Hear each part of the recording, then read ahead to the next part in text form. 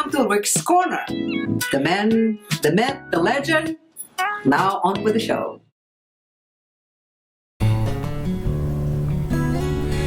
Welcome to Rick's Corner. This is not a good day for me and a lot of guys in bodybuilding and the rest of the world and people at Gold's Gym back in the day with Arnold and the rest of the guys, because we got news this morning that Franco Columbu died. Never in a million years would I have thought that would have happened. It was such a surprise, and I'm still in shock. I went to the gym and told a few people and I left. I couldn't even work out. Apparently he was in Italy, Sardinia, with his family, his wife, his daughter, and his family, and his publicist. And the wife left yesterday, and today he and his publicist decided to go swimming in the ocean. Apparently he jumped in, went down, and didn't come up. And she had to pull him out and try to revive him, and they called the paramedics and they rushed him to a hospital, but he was already gone from drowning. This is sad. Franco was in good shape. He was a great guy. He took care of himself. He always had a smile. He was good to people, and he had no physical problems that I knew of. He was just healthy. But to drown is like a tragedy. I mean, it's like, who would expect a thing like that?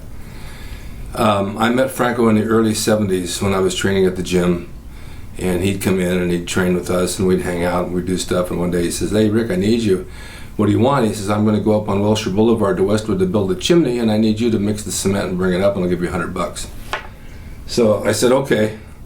So he picked me up in his Mustang, and Franco was known for being a crazy driver, and we drove up Wilshire Boulevard probably 80 miles an hour in a 40-mile-an-hour zone. We got to the house, he mixes it all up, he gets on the roof, he says, "Okay, now you come up the ladder and you bring me the cement when I run out." So we did this all day, and by the end of the day I was exhausted. I said, "I can't do anymore." He said, no, we got to go to the gym and train now." He said, you got to be crazy. There's no way I'm going to be able to do that. So we did go, and I did hit it, but I was pretty darn beat.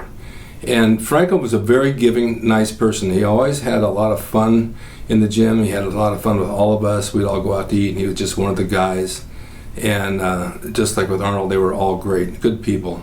I used to go to their apartment and hang out when he was roommates with Arnold, and it just made me laugh a lot. He brought me out some espresso once in a little tiny cup, and I said, "That's the smallest cup. It looks like a miniature playhouse." He said, "Espresso, it's very potent. You just need a little bit." So time moves on, and we're still training. And then we got a part on Sextet with Mae West. He and I and a bunch of guys. We were on the show for a month, and he was just going through chiropractic school. So I said, "Franco," I said, "I got a really bad headache." He said, "Lay down, I'll take care of you." So he puts me down and he snaps my neck, and it was so loud you could hear it across the soundstage. He got rid of my headache, but boy, was that loud. And he was laughing because he's strong. He was the strongest person I think I've ever seen in my life. He was only like 5'4", but he had the upper body of a full-size man. So we did that movie, and then we did some stuff on the beach, and then he called me one day and he says, "Look, Rick, I got to do Guinness World Records. I'm out at Northridge University. They're filming out here, and I need you to help me." I said, "Well, what can I do?" He says, "I'm going to blow up a hot water bottle, and I want you to blow up another one next to me like a competition, and of course I'll get mine bigger and it'll pop." Man, I don't know how to do that. He says, "Hey, it's $700. I'll help you with it." So I drove over there, and they sat on stage with Gavin McLeod, and I blew mine. He stretched mine out, and I blew it up about halfway, and he went all the way and popped up with his thumbnail. And not only did I get paid, but it made the inside of Look magazine. And then over the past few years that it ran, I made like $7,000 just for doing the show. So I'm glad that I did it. And then we'd go out on certain auditions and do things together, and laugh and talk about them. Sometimes we get them, and sometimes we wouldn't. But he taught me a lot about training. He knew how to work out and how to gain. He knew exactly what to do, and he was very strong and would go heavy. So I would go heavy. I figured that was it. And come to eating, he was very, very clean about eating. Always high protein, low carb, always. And always stayed in pretty good hard shape. So then time moves on, and I kind of lose track of him for a while. And then I have him on my show a couple of times, and we started talking after all these years. And he made me laugh because he said, "You know, Rick, you used to invite me down to watch you wrestle, but you'd only invite me on the days that you'd win." I said, I don't remember that, but it was pretty funny. And then he did a series of ebooks and audiobooks he has out right now on Amazon.com, and it's called Winning Bodybuilding. I think it's a good book, and it's a good audiobook. If you want to hear him actually speaking the book and talking, you can order it off at Amazon.com, Winning Bodybuilding. I think it's a good bet to get that for him and listen to it. So we had the camaraderie on the weekends and during the gym and going to the beach and hanging out like all of us did, and he was just one of the guys, and he always felt like we were all one big family, and we basically were. You know, this is just how it worked.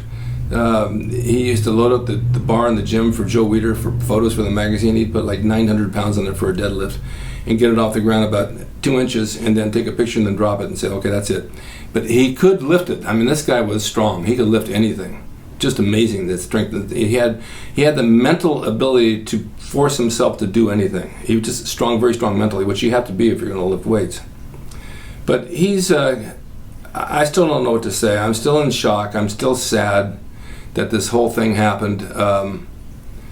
He's just such a good guy, and to have this happen like that is just tragic.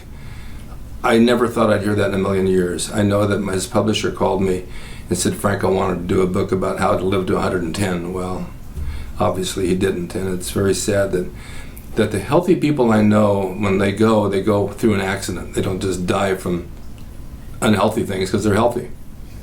So I just wanted to bring that up a little bit. He died from drowning, and that's the real deal, because I got it firsthand from his publicist who was with him. There's a lot of rumors around about boating accidents and that, but this is the real thing.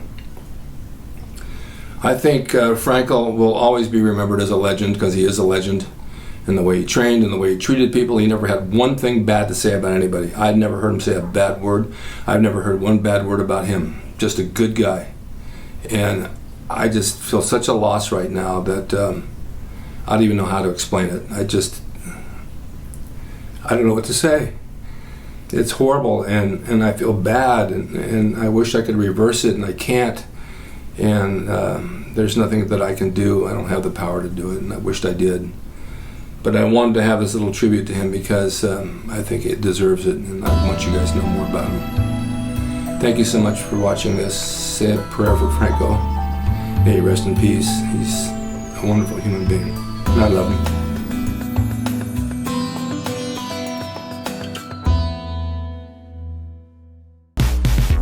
It's Rick DRASIN. He's the equalizer, baby. See you next time.